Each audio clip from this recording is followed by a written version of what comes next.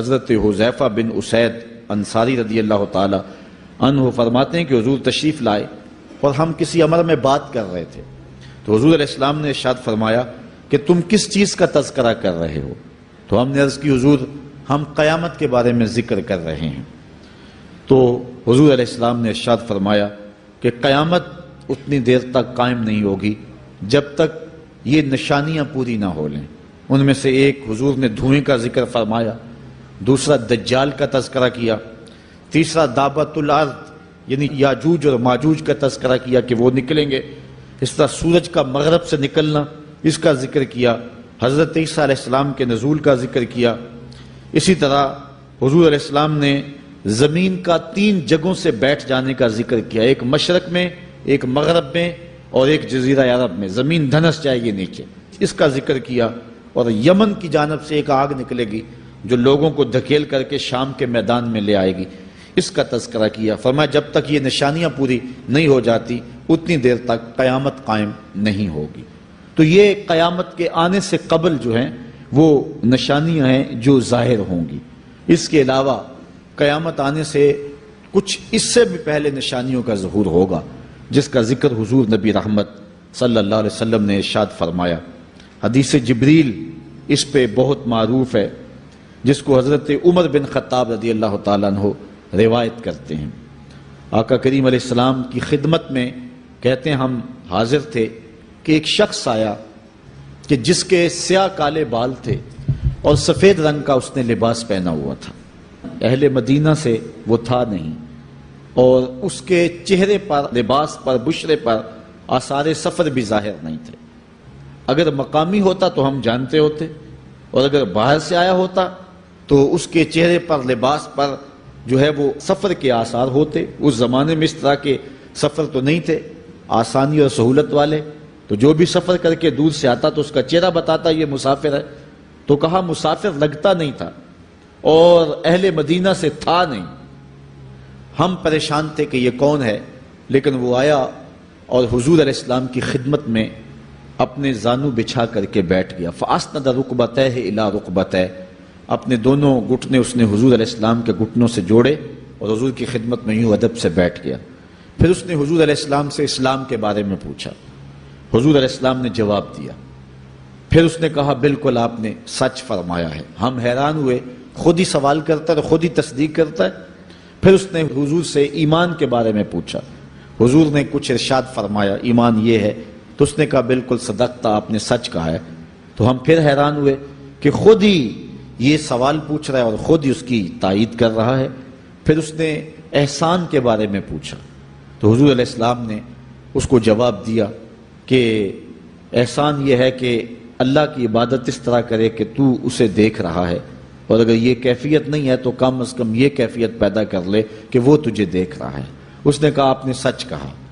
پھر اس کے بعد اس نے کہا مجھے اب قیامت کے بارے میں بتائیں۔ حضور علیہ السلام نے فرمایا جو ہے وہ مسئول سائل سے عالم نہیں ہے۔ تو اس نے کہا اچھا پھر مجھے قیامت کے کچھ نشانیاں بیان فرما دیں۔ تو حضور علیہ السلام نے اس شخص کو جو نشانیاں بیان فرمائیں وہ یہ تھی کہ لونڈی اپنی مالکہ کو جنم دے گی، بکریاں چرانے والے، اونٹ چرانے والے، ننگے پاؤں والے اور ننگے بدن والے تم دیکھو گے کہ عمارتیں بنانے میں ایک دوسرے سے آگے بڑھنے کی کوشش کریں گے۔ بہرحال تھوڑی دیر تک وہ حضور کی خدمت میں بیٹھا رہا۔ اس کے بعد جب چلا گیا تو تھوڑی دیر گزری تو حضور نے فرمایا عمر جانتے ہو یہ شخص کون تھا؟ عرض کی اللہ و رسولہ عالم، اللہ اور اس کا رسول جانتا ہے۔ فرمایا یہ جبریل امین تھا جو تمہیں تمہارا دین سکھانے کے لیے آیا تھا۔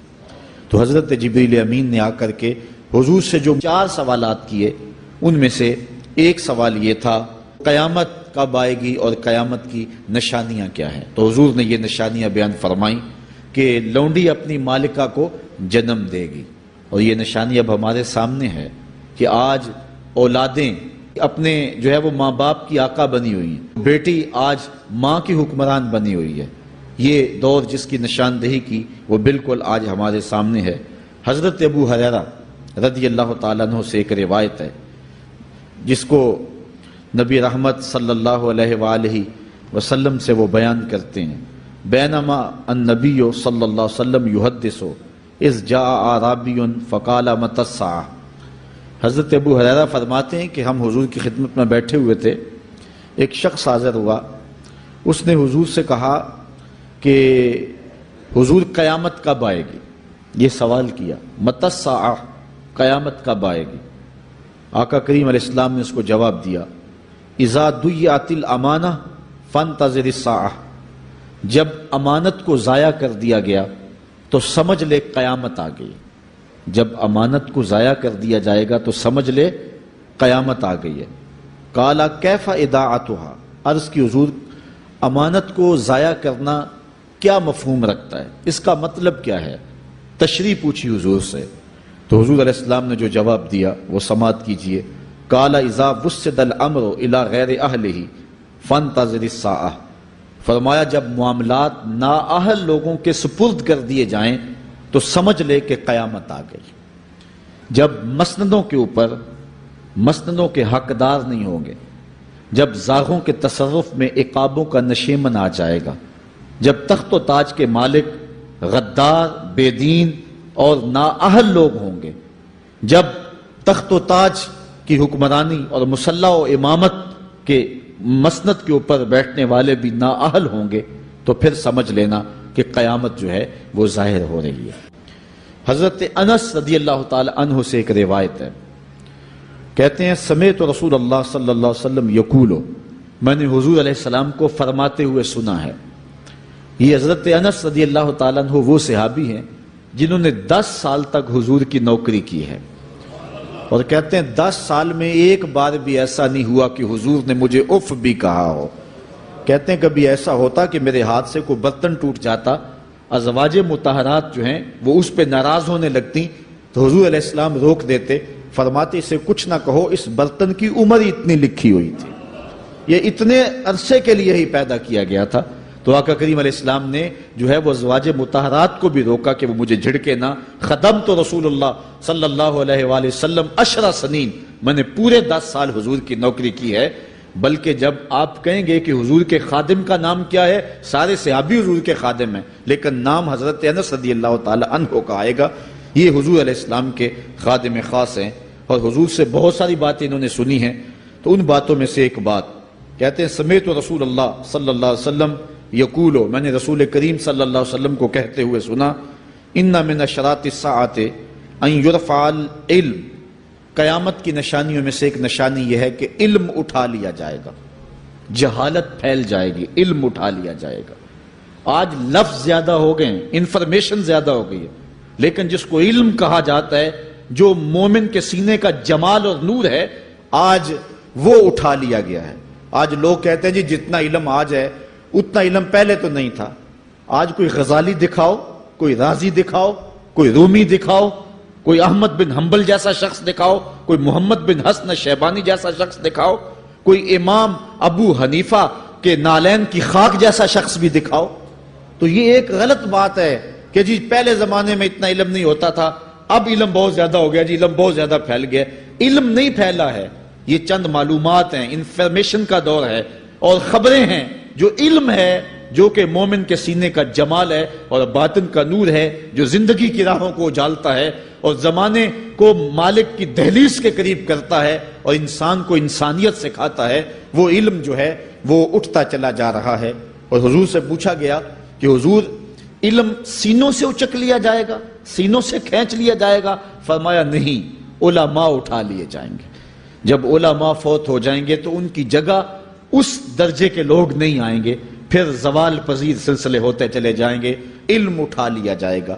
جب سینے علم سے خالی ہو جائیں گے تو پھر قیامت آ جائے گی۔ اس لیے حضور علیہ السلام کا فرمان ہے، کائنات کی ہر شے علماء کی زندگی کی دعائیں مانگتی ہے، حتی الحیتان فی البحر، یہاں تک کہ سمندروں اور دریاؤں کے اندر مچھلیاں بھی علماء کی زندگی کی دعائیں مانگتی ہیں۔ انہیں پتہ ہے علماء ہیں تو کائنات مارز وجود میں آئی تو موجود رہے گی، اگر علماء نہیں ہوں گے تو کائنات جو ہے وہ بالکل قیامت کا شکار ہو جائے گی۔ تو پہلی چیز حضور نے ارشاد فرمایا ان یرفع العلم، علم اٹھا لیا جائے گا، ویکثر الجہل، اور جہالت عام ہو جائے گی۔ علم کی جگہ جو ہے وہ جہالت عام ہو جائے گی۔ آج علماء نہیں رہے ہیں، آج ہم جو ہے وہ انحصار کرنے لگے ہیں چند ٹیلی ویژن چینلوں پہ، اور اس کا نتیجہ کیا ہے کہ مختلف چینلز کے اوپر بیٹھے بہت سارے لوگ گمراہی پھیلا رہے ہیں۔ یہ ایک الگ داستان ہے، ایک الگ کہانی ہے کہ کس طرح سے علم کا گلا گھونٹا جا رہا ہے اور کس طرح جو ہے وہ لوگوں کو گمراہ کیا جا رہا ہے۔ یہ جہالت کی کثرت ہے۔ اور تیسری بات جو حضور نے ارشاد فرمائی، وَيَكْثُرَ الزِّنَا، زنا عام ہو جائے گا۔ نظر کا زنا یہ تو اس زمانے کے اندر برا رہا ہی نہیں ہے، لوگ اس میں کوئی آر ہی نہیں سمجھتے۔ کسی کی بہن اور بیٹی کو دیکھنا اور اپنی آنکھوں کو شہوات سے بھرنا، یہ بندہ محسوس ہی نہیں کرتا ہے۔ حضور علیہ السلام نے ارشاد فرمایا، من زنا زنیا بہی ولو بہی تان دارہی، جس نے زنا کیا یہ عمل اس کے گھر بھی لوٹے گا، اگرچہ وہ اپنی دیواریں اونچی اونچی کیوں نہیں کر لیتا۔ اگر آج کوئی کسی کی بہن بیٹی پر اپنی نظروں کو غلیظ کرتا ہے تو وہ یہ کیسے کہہ سکتا ہے کہ میری بہن اور میری بیٹی کسی کی گندی نظروں کا شکار نہیں ہوگی؟ یہ مقافات عمل ہے۔ گندم از گندم بروید جو سے جو، از مقافات عمل غافل مشو۔ اس لیے بدکاری پھیل جائے گی، نظر کی بدکاری اور ہر طرح کی بدکاری، اور یہ اتنا برا اور کبھی کام ہے کہ اللہ تعالیٰ جل شانہ نے قرآن مجید میں اسے کھلی بے حیائی قرار دیا ہے۔